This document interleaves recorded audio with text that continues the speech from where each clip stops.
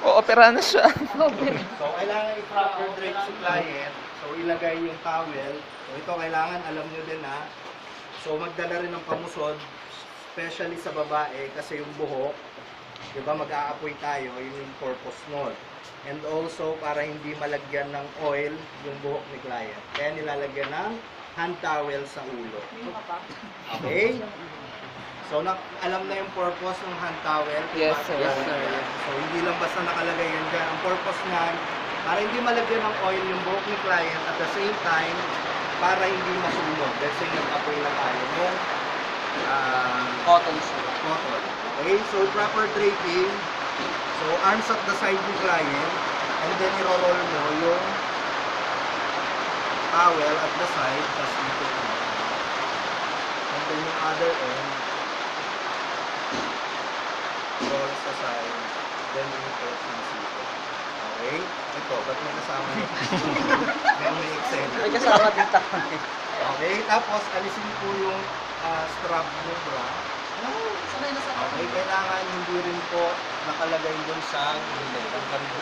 Ibababa hanggang gilid. Okay, then yung third towel. Perfect ako po, ha? Perfect na. Hindi ko kaya tumihaya. Ikaw ba yung may skolyo? Mababa ang balat Ikaw yung may skolyo? Ay, sabi ko. Yung tabi mo yung style.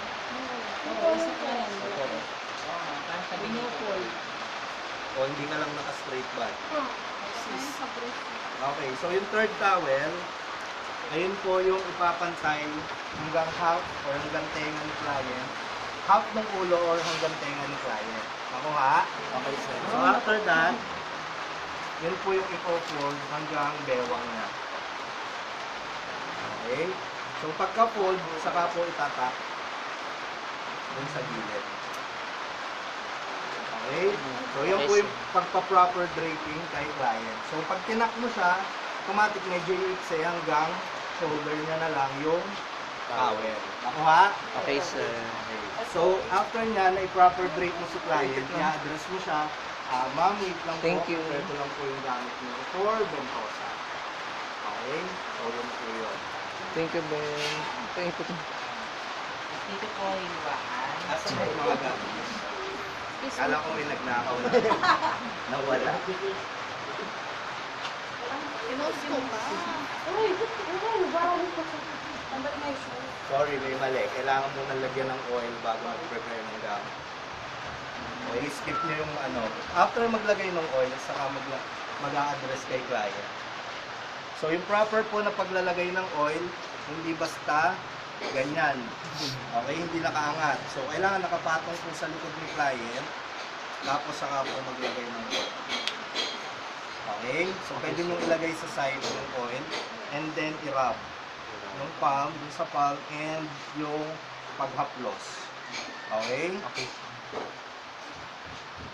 Ano yung purpose ng haplos? To spread the oil. Okay, so yung stroke niya, kailangan di rin naglulos ng contact, tsaka sumasali yung buhok niya. Okay, so kailangan hagod down, open, close, and then open dun sa balikat. Okay? So once na na-coat mo siya ng oil, yung buong likod niya, may pulbo yung likod niya. So kailangan covered pati yung sa, yung may isa panal. Okay? Tapos, may impurities ka dyan. I-cover and then i-address si client na, ma'am, wait lang po, prepare ko yung gamit niyo for Ventosa. Okay, that's the time na i-ready mo.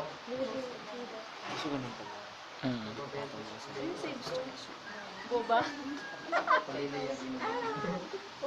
Okay, so yung at least 2 inch, 2 to 3 inch na Banana leaf.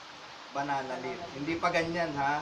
Yung sinabi ko sa estudyante ko, okay, 2 to 3 inch na lapad nung dahon, ganyan sinukat. So, ang lapad din.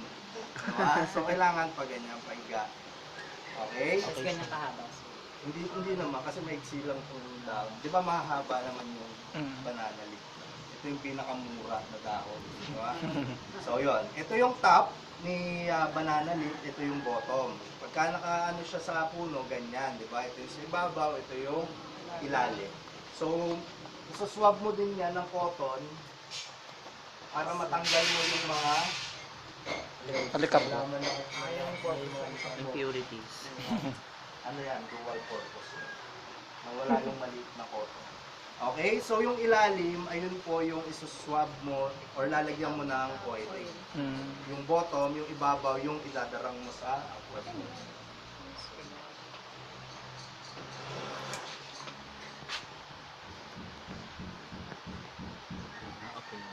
Yung may lighter. Si Pitch po. Wala pang addict yun.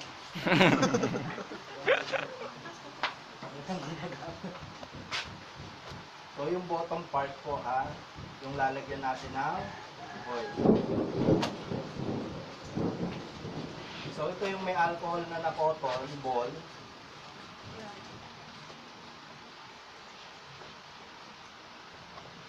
So doon nyo po ilalagay yung dahon. So Nakakala ko lalagyan sa automatic loob ng magkakaroon baso. ng Maliit. Moist. pagbabago ng kulay once na nainitan yung dahon ng ita. Yes, sir. Ito yung bottom sa Oil po yung nasa ibabaw. gagawa ng Ito yung bottom, ito yung sa top. Tapos pagpapatay, huwag ihipan yan ha, kailangan i-cover.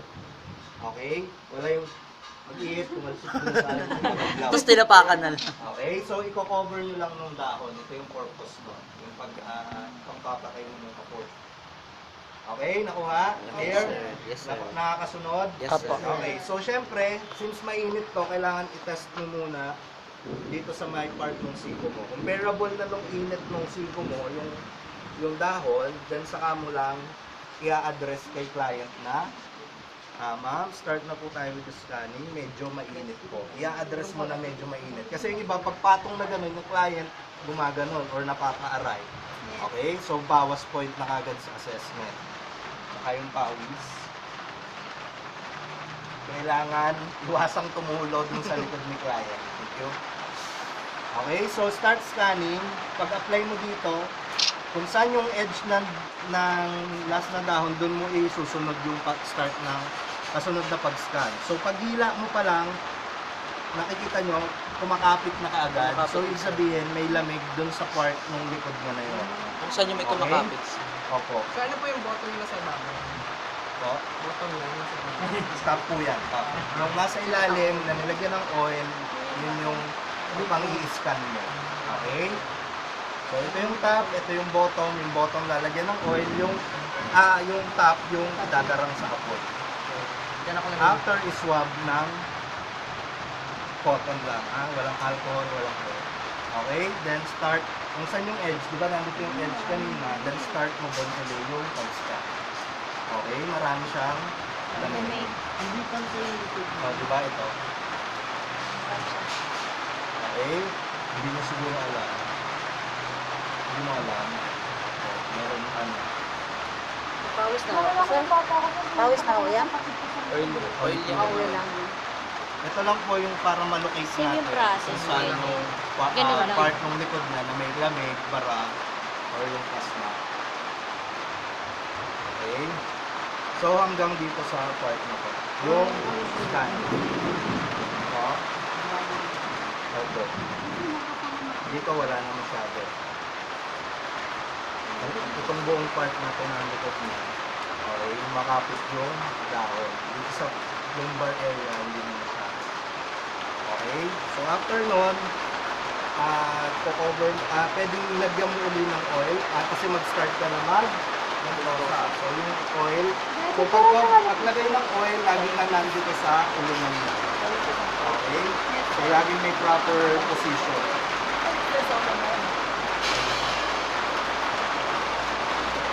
Okay, so di ba sabi ko kanina, bago mag-start mag-ventosa, kailangan well covered ng oil yung likod ni client.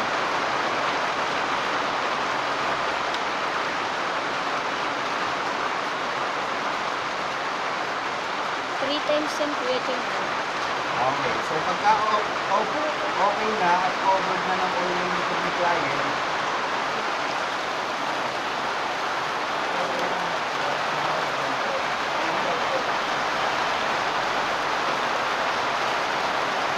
Proper finance ng camera na.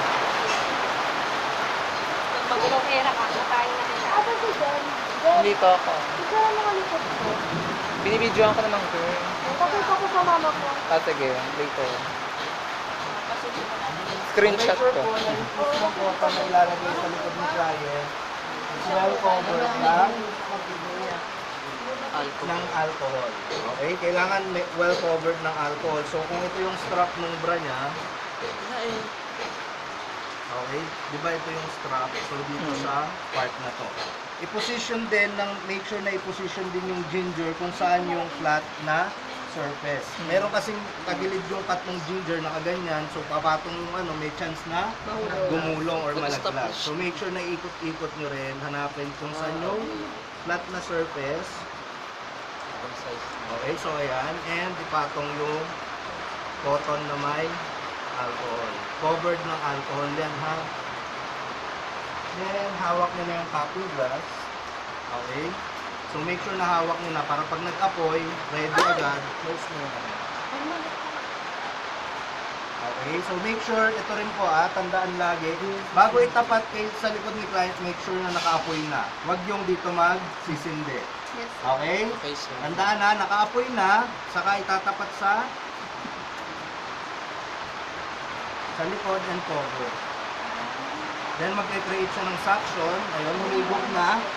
Okay? And then start moving ng cupping glass. So yung isa, yung dominant hand nyo, kung kaliwa or kanan kayo, isa naka-grip sa cupping glass, isa po parang nakaalalay sa likod niya. Parang serve as guide. Okay, sir. Okay? So yung movement natin, up, letter C, away dun sa scapula niya, then letter C pababa, down, up, down, and then pwede rin hagod up, yung sabi ko kanina, then letter C uli, away dun sa scapula and the spine, up, down, okay, then up, letter C, Nalaglag ng bulan. Okay mo. up, yan. Kung nanonotice nyo, medyo namumula-mula na yung likod niya, Kailangan so indication na yon na pwede mo nang i-stop yung pagbentosa. So, pero medyo maraming lamig po sa likod. Okay, so yung pag-release ng suction, kung saan ka nag-start, doon mo rin siya i-release. Nakuha? Kung saan nag-start mag-bentosa, let's say dito sa center part, doon mo i-release yung suction, push ng index, release, and ayun po. Okay, may pagpilot ng likod. Walang walang Walang bagay. libag. Wow, perfect. Walang galing. iba. Pero maputi mo lang. Hindi naman talaga isang na ako may iba siya. After nun, syempre, i-wipe mo din yung cupping glass na ginamit mo. And after nun, sabi ko nga, di ba, once na natapos ng ibentosa, since wala na namang impurities, then i-release ang cotton. Yung cotton lang, cotton. So, kunyari, may impurity, i-wipe din, okay, and then saka i-start, ihagod yung part na natapos ng ibentosa. Bakit hinahagod? Para po ma-relax yung part yung back niya, yung skin sa likod niya na binentosa ko. And then after nun, kukunin mo yung other end dun sa towel and yun yung i-cover mo sa likod ni client. Yung part na natapos mo ng ibentosa, kailangan i-cover mo ng towel. Nakuha? And then tapos ka na sa left side na, do the same procedure dun sa right side ng client. So ang ikot laging sa ulunan ha, walang iikot sa paa. Laging ang ikot sa ulo ni client. Okay?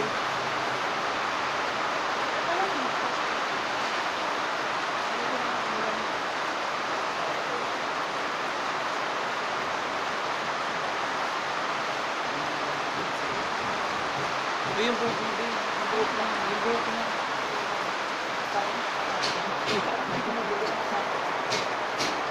Kung si Ginger din po, walang magsisindi na nakaganyan. Laging sisindihan si Ginger pag nakapatong na doon sa likod ng client. Okay, nakuha? Okay, sir. Yung iba kasi sinisindihan ganyan saka ipapatong. So may chance na mahulog yung cotton doon sa likod ng client. At mapasok. Tatalong talaga yan ng kabad yun.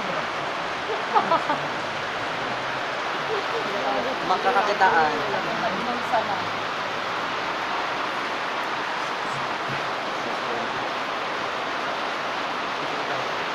Okay, so most the same procedure sa left side ni client.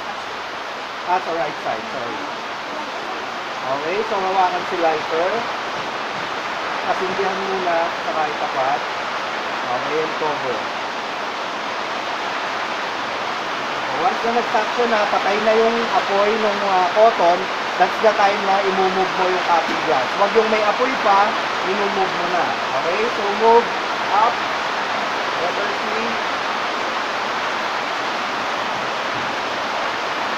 Okay, then up. Letter C.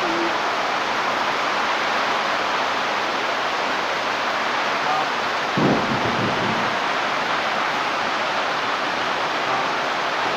So yung isang kamay, ang purpose mo parang naghahagod na rin yung part na binuntosa mo.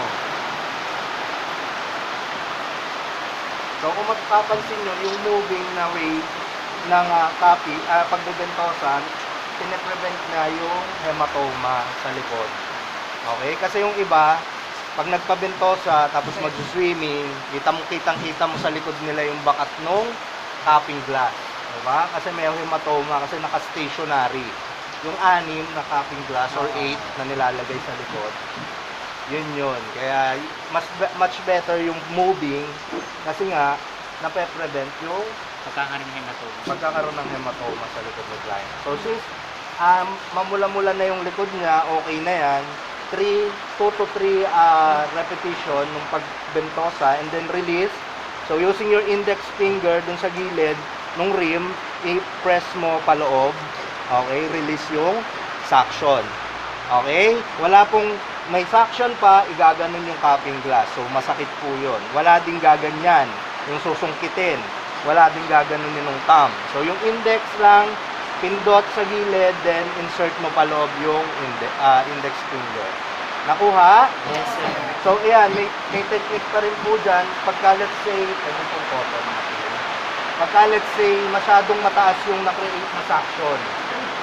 Sobrang laki naman, ma'am. Okay. Pagka masyadong malaki yung na-create na suction, pwede mong i-release yun. The same procedure. Kasi yung pag-ignite mo ng cotton, yung suction na-create na, mga ganyan ka-angat. So, mahirap i-slide yun. Pwede mong i-release yung suction by pressing the same kung paano siya i-release. Pero konti lang, babawasan mo lang. Okay, para bumaba yung suction, then start pagbebentosa. Okay? So, natapos na, na-wipe mo na, hagod uli yung part, yung likod, yung client, and start na dun sa 5 stroke. So, after mo na bentosa, balik uli dun sa pagpo 5 stroke. So, i-apply na natin yung 5 stroke. Okay, so, lagay ng oil. Yung first natin sa 5 stroke of close, spread the oil. Right, 3 repetitions lang. Okay, yun po yung walang pressure. So, hagod down, then bubuka dun sa may lumbar, side, and then buka sa may shoulder. Okay, then dito, sa gilid. Okay.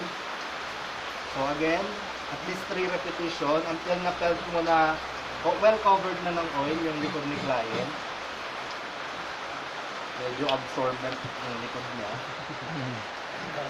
Okay, so yun yung wala pang pressure. Di ba sabi ko sa inyo yung 1 and 2, the same strokes pero magkaiba ng pressure. So yung number 2, yung hagod, yun na po yung may pressure. So pwede nyo i-position yung paa nyo and then yung balikat nyo, dun galing yung pressure. Okay, so hagod down. Okay, open, down, open pagdating sa shoulder. Okay, again, at least 3 repetitions. So 1, this is number 2. Okay, and last, yun yung may pressure, ha? Okay po ba yung pressure, ma'am? No comment. Okay, then yung number 3, yung pindot. Okay, using your thumb, yung fingers mo naka-point din dun sa pababa ng body niya. So start sa shoulder, at least 1 inch away dun sa spine niya. Okay? So, point.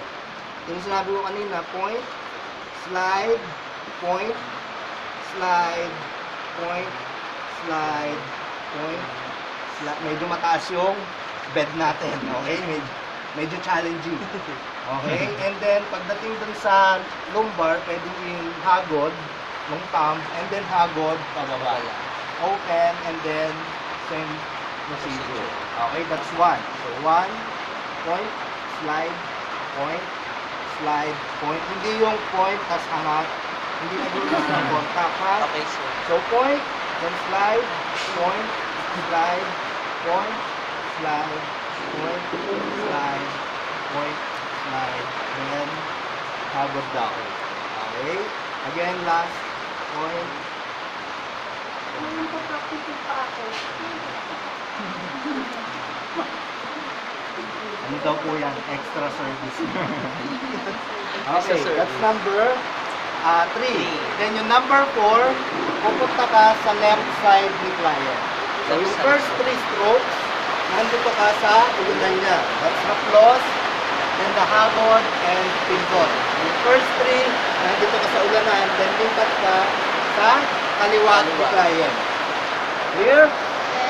Okay, then dito ka mag-start sa lumbar going up pag spider, okay? Or yung pisil.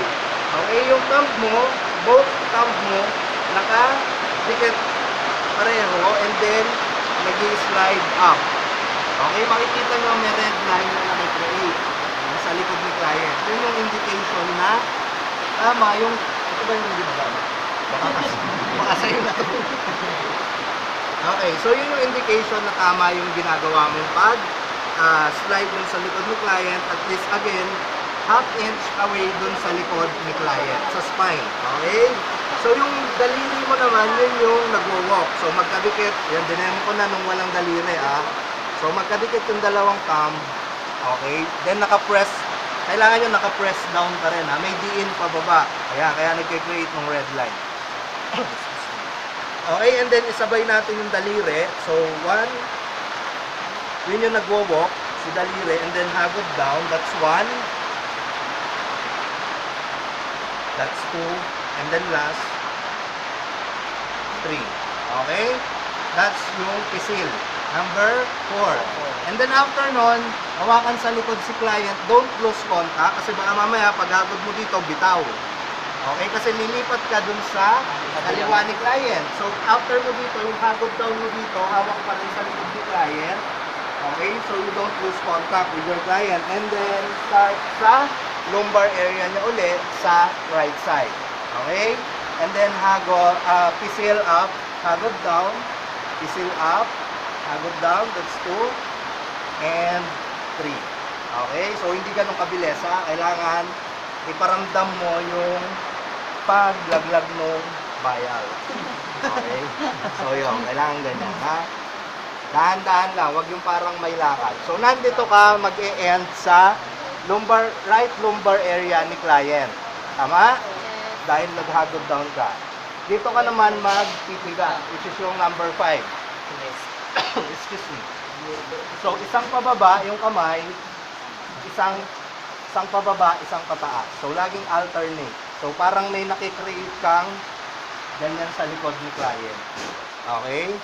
Parang pinipiga mo yung balat niya sa likod. So yung stroke niyan is 1, 2, 3, 4, 5, 6, 7, 8. So pagdating sa shoulder, hagod, pababa. Okay? Medyo malibag na. Okay, that's 1. So 1, 2, 3, 4, 5, 6, 7, 8. Then may pressure po yan. May DA. Then hagod down, that's 2.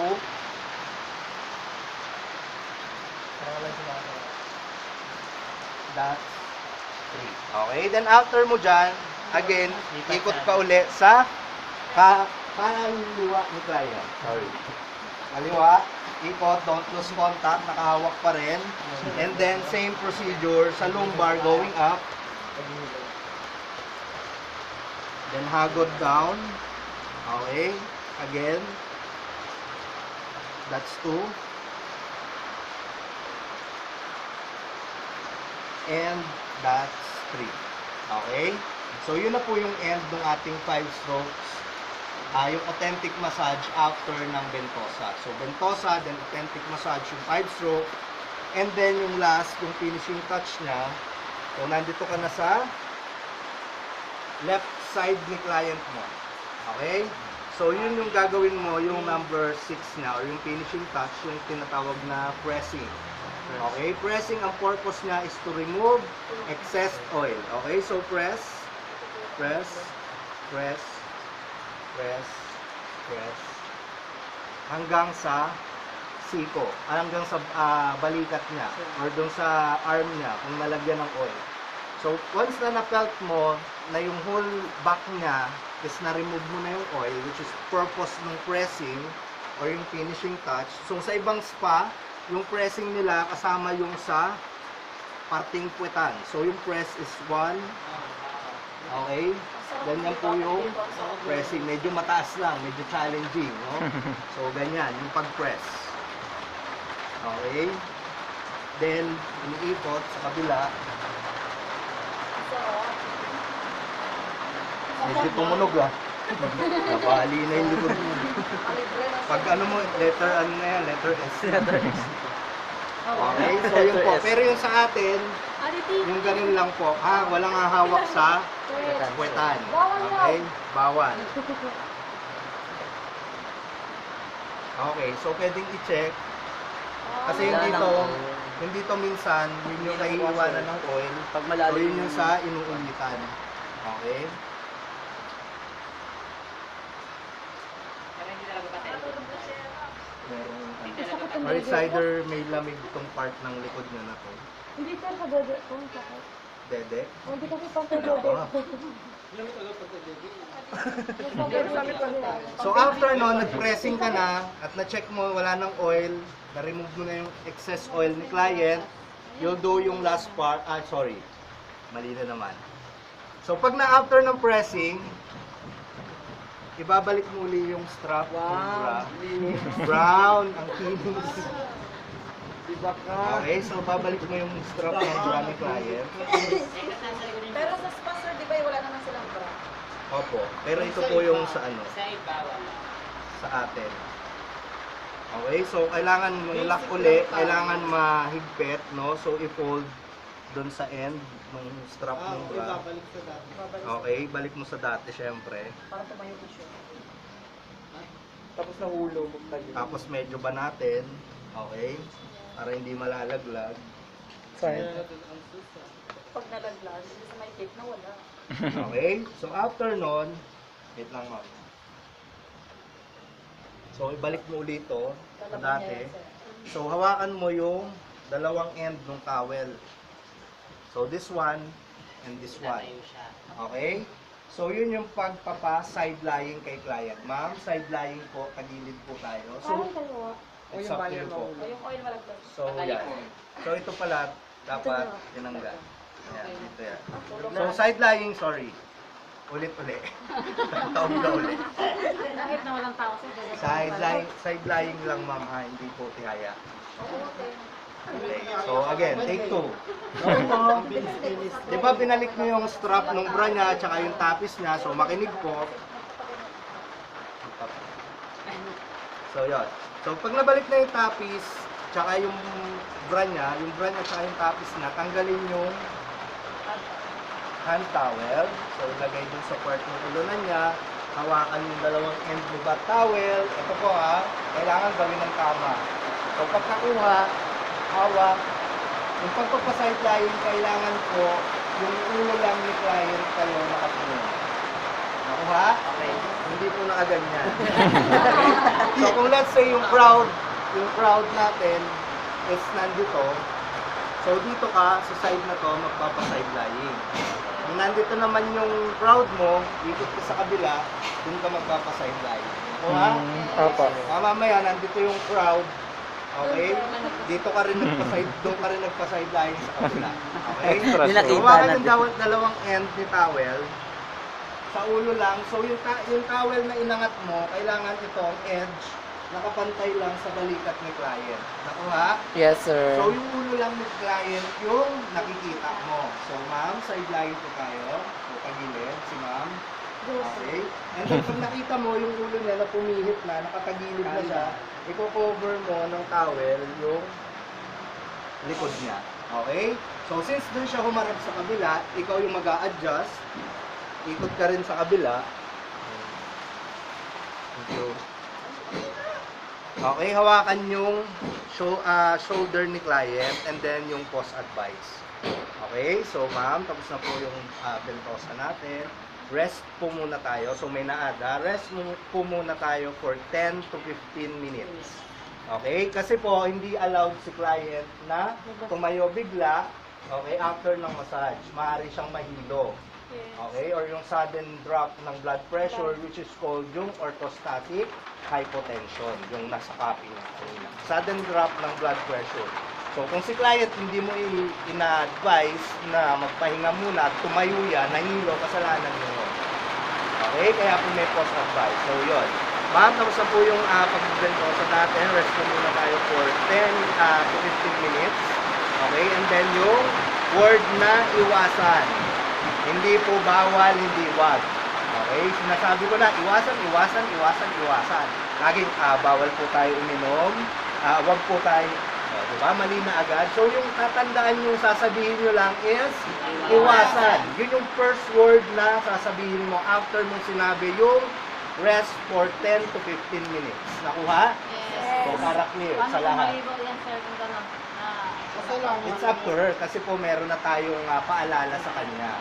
Diba? Preventive measures for the safety of your client and your company or those ba. Talaga mapilit. Tawagin si attorney. Ano po? Tatawagin si Mayor. Ito po, i-explain ko po. Okay, so yon. So after mo nasabing mag-rest for 10 to 15 minutes, so number 1 is iwasang maligo for 24 hours. Okay? So, kung kailangan naman po at may lakad kayo, pwede naman po after 1 hour with warm water. Ayun, yung una. Pangalawa, iwasan din po natin munang uminom ng malamig na tubig after 1 hour. Iwasan hanggat maaari po, pwede po yung mga tea or coffee. Okay? Pwede yun. Yung mga tea, hot tea. Okay, hindi iced tea. Kaya pagtapos ng treatment, may binibigay silang ginger. Parang compliment yon for the client. Yon, yung mga binibigay. So, yun yon. Then, after nun, iwasan din po muna natin kumain ng malalansa at maanghang na pagkain dahil po baka may napindot ako sa likod nyo na maaaring mag-cause ng allergy. And that's it. Thank you po, ma'am. Rest po muna kayo.